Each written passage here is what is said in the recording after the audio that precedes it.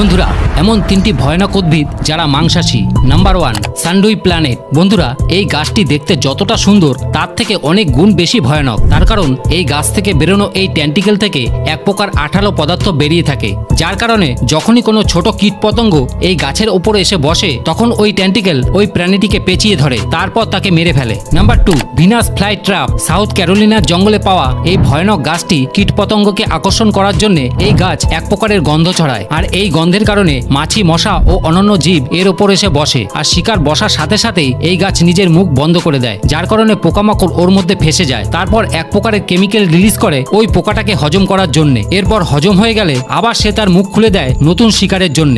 Number 3, পাচার planet. বন্ধুরা, পাচার প্ল্যানেট নামের এই গাছটির আকৃতি এরকম লম্বা হয়ে থাকে, যার মধ্যে বৃষ্টির জল জমা থাকে, আর যখনই কোনো প্রাণী এর মধ্যে পড়ে যায় তখন এর ঢাকনা ওপর থেকে বন্ধ হয়ে যায়, তারপর এর ভেতরে থাকা প্রাণীটি মারা যায়।